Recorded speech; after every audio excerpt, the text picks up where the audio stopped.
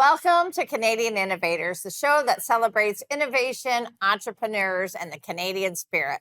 I'm Jocelyn Bamford, and every week we introduce a new entrepreneur or expert in the economy to tell their stories and unpack the challenges of keeping jobs in Canada, as well as share ideas for economic growth and prosperity. Today on the program, we'll be speaking to Shalini Sheth, COO of Surati, an amazing Indian baked goods company located in Toronto. Welcome back to the program, Shalini. Thank you, Jocelyn, for having me. Excited to be here today. Yeah, great to see you again. Before we dive into the blue box issue, which we're going to talk about today, can you give the viewers a little bit about Surati and how you got started? You have an amazing story with your grandfather. Sure. So Surati's origins actually began in Uganda, Africa. My grandfather started the company, and through the Idi Amin expulsion, my father came to Canada as a refugee. And they realized very quickly that there was a lot of people who were in similar spots as them, positions as them, had to leave their country to come here and settle in. And they saw a need for the food that we used to serve in Uganda. And they say the rest is history. We are now 42 years strong in Canada.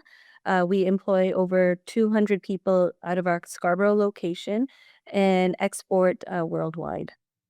Yeah, and Shalini, it's been wonderful. You and I just met when your company was a lot smaller than it is today. And now I see you on almost every shelf in major grocery stores across Canada. And it's been about a year since we talked at last. Can you tell us what Surati has been up to in the past year? I know you're always recreating yourselves. So we've been actually looking at export markets. So one thing is we were exporting about 50% of our sales, all manufactured here in Ontario, to the US. And over the course of a couple of months now, we really have been pushing to do global exports. So really looking at regulatory in Middle East, Asia, possibly back in Africa.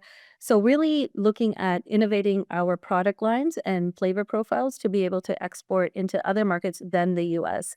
I think everyone who has been watching and knows that you can't depend fully on the US as a lot of Canadian companies were doing. So really, we have been looking at really putting our emphasis on that now.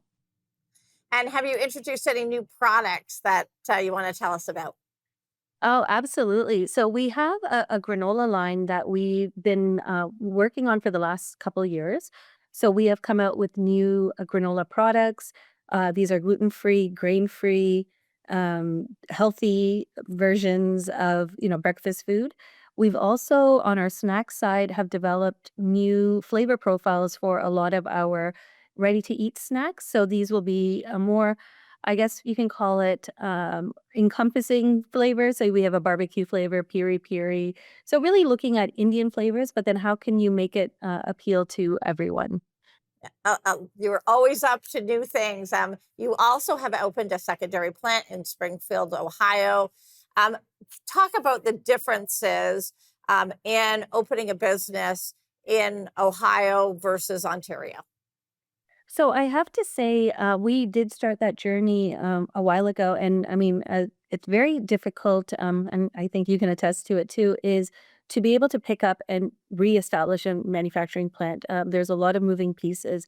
I do have to say, though, the business atmosphere in the U.S. was very welcoming. Every level of government is ready and willing to work with you. So we, as you mentioned, we are in Springfield, Ohio. So working with the state people, Jobs Ohio has been perfect in helping us develop some of those relationships, and then even down to the regional level. So within the Clark County and then the city of Springfield. So they all work hand in hand, and it really is one stop shop where this is what you need. These are the permits you need. Giving you the introductions to a lot of the trades. So it really is seamless to get it up and running. However, lead time for material and building material has always been an issue, and that continues to be getting the right equipment. And so right now, we are at a crossroads of now hiring up to get the plant ready to go.